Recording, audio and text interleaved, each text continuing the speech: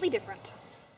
And we're back, and this is the Forecast of Comics. With a 95% chance of missiles in Manhattan, we have Earth 2 issue 6. Except I thought the missiles were in DC. Really?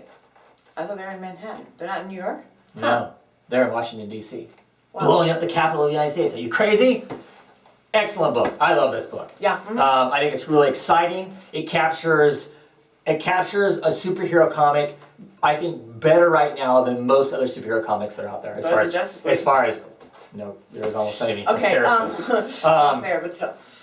It's exciting, it's got some intrigue going on there. They quickly introduce the characters to us, give us the basics of those characters, and rush them off into whatever the exciting thing is. Green Lantern is cool in this. I like this Green Lantern. He's a bit arrogant. I think most. I don't need your help. Yeah, they're at the end where he says, that's nice, guys. Thanks for the help. You did help me, but I don't really need it. Yeah. Now I know my crap. Now that I know everything about what I'm doing. So I don't need but I'm interested to see where we're gonna go. I mean, they say at the end of that, now we're gonna find out more about Mr. Terrific. I hope that doesn't mean we're gonna completely drop these characters for now, and who knows, and we'll see them again. I know there's hints for the future that we're gonna get Dr. Fate. I'm stoked about that. But in this issue in particular, I love the answer as to how to deal with the Gray and to deal with Solomon Grundy. Yes, that was awesome. It's like, that's cool. Yeah. They send him off into the moon where there's nothing that can pollute. Right. And he's still alive because the Gray is still... It's all tied up into him. Which means they don't have to worry about the Gray. So as long as nobody ever gets a bright idea to do a moon landing ever again, things are going to be happy. Yeah. So, but yeah, the art... Nicholas Scott just does an excellent job the art in this. And yeah, I'm just excited. I mean, then there's also the intrigue about how crazy that one guy is, about how he has no problems with blowing nuclear missiles and blowing up the United States or whatever. He's really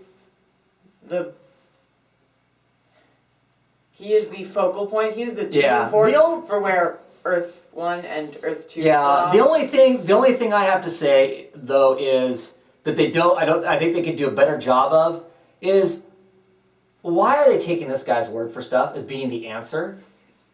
Just because he's willing to say nuke the hell out of everything? I mean, why? Why would we choose that to be the answer? I mean, I know things are going bad. I guess I don't know.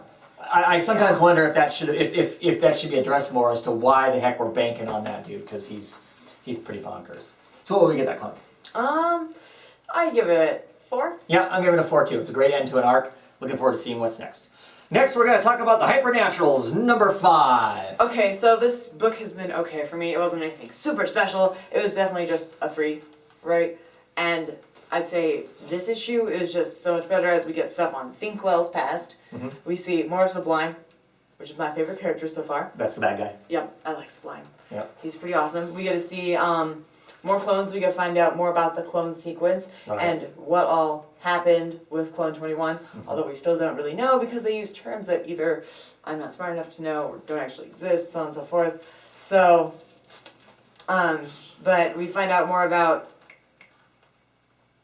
Russian name guy whose name I can't remember. Oh, Chekhov. It was Chazovsky or whatever that guy's name is. The guy who multiplies. Is that what he does? Well, I don't think he purposely multiplies, but there's more than one of him. Right. Well, there was. This issue opens up a lot of intrigue. It basically, so far, our heroes have just kind of been running blind, not really knowing what's going on. They get a nugget of information, and in this issue, they go and they find out. They get to see the AI. The AI that runs everything, that's cool. Yes. The fact that it's run on the gravity well, that, a black hole basically is what's power generating the whole dang thing, which is pretty awesome. They see these secret files, gives them a name, they hunt down Clone 21. Clone 21 has basically been holding a thought. Yes. She's been taking drugs, drugged and drunk herself, so she can't remember what happened to this place because she wants to remember nothing. And not because she doesn't want to remember, but because if she remembers, it will bring forth something. Bad. Right. And of course the heroes push her. Yeah. And she starts to crack. And she does. She spills. Yep. She spills, and in the process of spilling, it starts a chain reaction of something that people did not want to know. Meanwhile, Sublime has been working the other side of things, gotten himself out of prison with the help of one of the heroes, with the thought of fixing something that he broke a long time ago. And then he. Well, turncoats. It sounded just like he was going to. Right. It actually genuinely did sound like he was going to fix Help her. her, right. And then he realized what all was going on. Right. And he decided that the guy who was doing this was getting way too big even for Sublime. Right. He's gonna be who too has- powerful for even him. Who has the ultimate intellect. ultimate everything. He knows Yeah. how to work the super omega crystal. Right. So, yeah. Very exciting book. This just brings everything to a header. At the very end, we get this huge surprise of, we're not sure, me neither, still debating on whether or not it's a Is it something Will from, from an alternate reality? no, Sublime from an Sublime, yeah, sorry. You know. Sublime from an alternate reality. Which makes Or is it- sense, because, or something along those lines, or it's just, Or is it somebody else who's harnessed somehow the same thing that Sublime has? Because if but you but Sublime specifically states in this one, someone is imitating me. It's not me, and I want to know who it is so I can prove it's not me. Not that I care they're doing it. I don't care about that. All I care about right now is I need to prove that it's not me doing it. Of course, then he decides he cares about. he needs to stop this person because if they're more powerful than him, there's a problem. Right. So we get this ending of what looks like a different version of him and a bunch of other goons popping down on top of our big group of heroes, and it looks like all hell's gonna break loose. Yeah. Great comic. Uh-huh. It's very, very much fun. I would give this definitely a strong 4. Mm-hmm. It's been really cool, and this is a really cool, exciting issue. Okay, what are we talking about next? Next up we have Legends of the Dark Knight, issue 2. Completely awesome. Yeah. Claymore written and Ben Templesmith drawn. A full comic book of Ben Templesmith drawing the Joker, Batman, and all that whole things. Holy cows! How can you not like this thing? It was awesome. Yeah, it was a fun story. Yeah, it was a good story. You know, and I've missed reading a full sequential artwork of Ben Templesmith's since he, basically right now really isn't producing Fell. There hasn't been a lot of stuff where he's done a full book of something, and so I missed it. Really enjoyed this. I think his artwork is unique. It's got its own flavor, its own style, but you can certainly tell who everyone is in it. Yeah. You don't have to have it explained to you. It's not so out there, but it is really out there and whatnot. And this was just all around kind of a cool, fun book, I thought. I mean, Killer Croc, it's hilarious. Yes. You know. Oh, so is Mad Hatter. Untie me! Untie me! Oh God! Because he knows he's gonna get eaten by Yeah. Croc. It's like he's freaking. I wouldn't want to be tied down to a chair with Croc storming and pissed off either. The Joker's hilarious in it. I love Riley's facial expressions, even though he's wearing a mask. Right. You know how sometimes his frown is just there, and sometimes his frown is like right here instead of like up Right. where he normally is. Right. Yeah. Yeah, I thought it was just an all-around fun book. Great one-shot stories. I'm really getting a kick out of the whole Legends of the Dark Knight thing. Yeah. I hope it continues. I don't know what its success is online because it's a digital comic first, and then a couple weeks later, then it comes out in a paperback form after the fact. So I have no idea what it's like there. So far, it seems to work being put on paper. Me and Sleepy Reader had a conversation a couple weeks ago about the fact we kind of wondered what the two look like versus each other. What does it look like on? Because he says it's like a half a page is what it looks like for that. So how does it read digitally versus how does it read on paper? I may have to go and download some of the digital just to see out of curiosity how are the two working together. Because I'm always worried about digital comics messing with paper comics. Yeah. Because the way you put things digitally on the page, if they start thinking just in digital, Digital, it messes up. how does it affect the full page spread and those sorts of things, which of Yeah. course there are none of those Uh-huh. in it. But anyway, got anything else to say about the book? Not really, besides the fact that it was awesome and Yeah. the hair was great. Yeah, what would we give it? What would we give it? I'd give it a solid 4. Yep. Out of Yep. 5. Yep, definitely so. It was really cool. Okay, next we're going to talk about The Shadow, number 7. What'd you think? I liked it. It was good. Finally. Okay, this is kind of what I've been waiting for, the Shadow. I mean, not that I minded it too much, but it was kind of annoying how it really seemed like the Shadow didn't have his own agenda. Mm-hmm. Really, I mean, the own agenda that is his wasn't even his. What he was doing was just what he felt he had to do. And so, with him coming here and being blind to whether people are good or bad, Mm-hmm. and him not being able to see in the black and white, Uh-huh. that was awesome. That was great, and I'm glad that I feel like he's definitely become more of his own person. Oh, okay. Now? I see what you're saying. I see what you're And I think we'll be able to get more of a character from him besides just, this is what I'm here to do, I'm going to do it. saying. Uh-huh.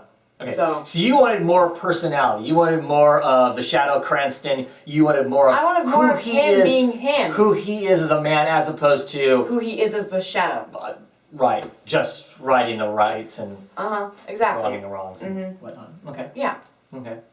And this definitely does. Yes, because it does, because, you He's know, broken, or he's he thinks he's broken. broken and needs to get some things fixed and whatnot. Yes, well, I mean, I find that this book says true to itself that as he figures out who he is, it's by gutting a mob boss. But hey, you know, if that's what we needed, I'm totally for him dropping his pistols and stabbing the crap out of somebody. Wow, that's pretty cool. That was great. You know, I'm enjoying the comic. I understand what you're talking about, the difference between the two issues. This was actually written by a different person and drawn by a different person. Let's see. Of course, the cover I have doesn't tell me who's in it, but I can't remember who it is. And I'm not sure if they're going to be the regulars now, or if it's going to be somebody else going forward. This was kind of a one-shot kind of a deal. Yeah. A break between story arcs. I think it worked pretty well. You're right. It was kind of interesting. You know, we kind of see more of his power, get his power explained to us a little bit more for those who don't understand how that how it works and stuff. You know, in case there was any shadow of a doubt, now we know obviously now for sure that what the shadow does isn't just normal. Right. It is He's mythical. clouding It is people. magical. He's clouding people.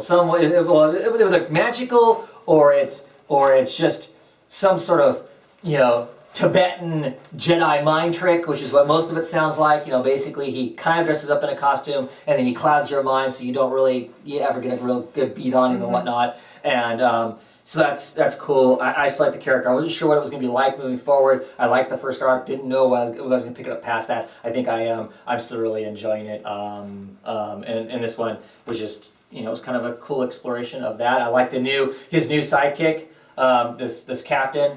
You know, or the pilot who's missing an eye. That's kind of cool, kind of a different kind of thing. And he's going to be in it moving forward. The next arc that's going forward, that's going to be his sidekick for the next one, as opposed to the lady he had in the last arc. Although I was kind of annoyed a little bit at one point in this book because Shadow says as he shows up and he starts shooting people and they're like, who the heck is this guy? And they start shooting him and he starts capping people. Right. He's like, oh, they could have run, but they chose to fight, right? Right. Okay, so one guy does run, drops his gun, and then the Shadow shoots him anyway. And Well, because he could see his dark heart and knew he was bad. he didn't do anything. He's like, they could have run. They did! He just ran and you still shoot him. They could have run. At least they would have, like, I don't know. You're right. Had a little less of a challenge. That's a little inconsistent, but at the same time, I'm sure he saw into the evil heart the guy had and knew it was going to be bad. And might as well shoot him now as opposed to shooting him the next time he happens to be. I thought this was about him trying to be his own person and using his own judgment, not the magical shadow But tricks that to is see his people. judgment. To shoot people after he says they can run? He's thinking that. He doesn't say that loud. Oh, okay. Yeah, okay. Let me rate this book. I give it a 4. Yep, I give it a 4 also. It was a lot of fun. Okay, what's next? Next up we have Shadow Man, issue 1. Yes, from the Variant books. This is the first Variant book we... Valiant, sorry. First Valiant book that we picked up. I didn't jump on the boat with the other Valiant books that I hear are great. So I knew this one was coming out, so I figured we'd jump on with it. This is a pretty cool first issue. I really don't know anything about the character. Because I died. Thank you. And, but this gives us kind of a basics of kind of, you know, what this character, what his dad did, what his mom kind of did. Obviously there was some giant mythical battle that happened around his birth. And so we kind of get that backstory. We have this Mr. Twist character that's in this that is just freakier than hell.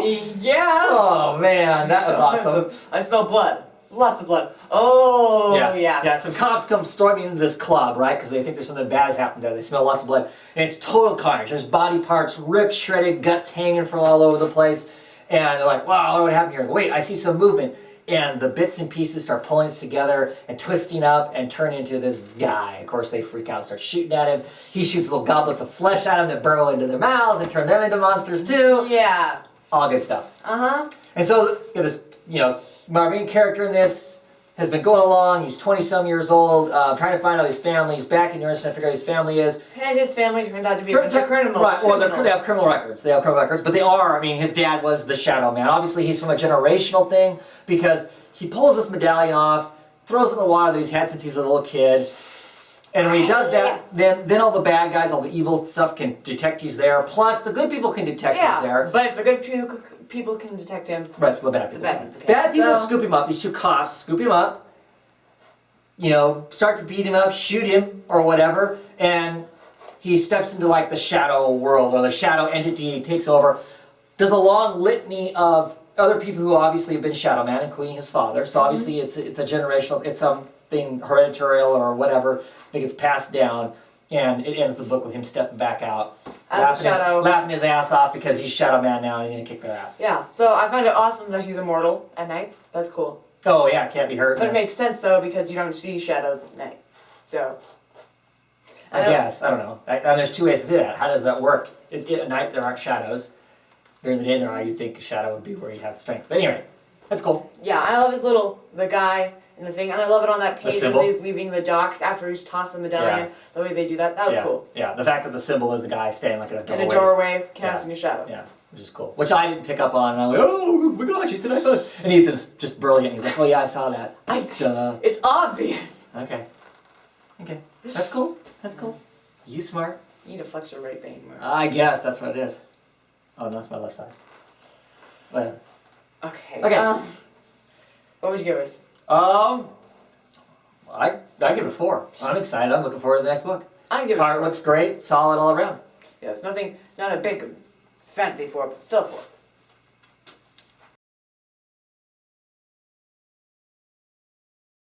Sorry, we're back. Our connection was momentarily lost. What's next? And we are going to talk about Stormwatch number 14. Okay. I like this book. I like how emotional Apollo is. That's probably because he's gay and they're showing that, but I love the fact that they totally flips out. So are you saying that he's stereotypical? In some ways, what we see a stereotype on television and other books? Yeah, okay. In some cases. I mean, not extremely, because it's not like he still isn't out there blasting the crap out of stuff. Right. And punching things in the face. Right. But... Yeah. Yeah. Yeah. But yes, I'm glad though, because I feel like, you know, with Buddy and Swamp Thing, because I can't remember his name. Alex. With Buddy and Alex, when their loved ones die, they flip out too. So I'm glad that he's flipping out also. Okay. That makes sense. Obviously, it doesn't really do much, and it kind of drains him, makes him completely useless. Right. So it's not like his flipping out actually did anything. Right. But hey, still. Yeah. Also, I love the fact that Midnighter can totally go toe-to-toe with Etrigan. I mean, I know he's weakened Etrigan, but still, Etrigan, all the same. Well, the fact that he can even lay a punch on Etrigan and Etrigan go, ow. Yeah. It's like, what? Yeah. Now, of course, Etrigan does sense the fact that he can feel there's more to Midnighter than him just being a simple mortal. Yeah. As it were. And I like that we're still playing on the box, the Neanderthal. Oh yes, the Neanderthals have messed with the de-evolutionizer. Yeah. The fact that it is making her less human and more brutal. So, that's cool. Yeah. Dark matter bubble. So, what do you think of the fact that the engineer lays down this new law that Stormwatch people can't fraternize with each other? That's interesting. Yeah, I don't think that's fair. Yeah. Oh yeah, it's ridiculous. So that'll be a point of conflict, I'm sure, because you know.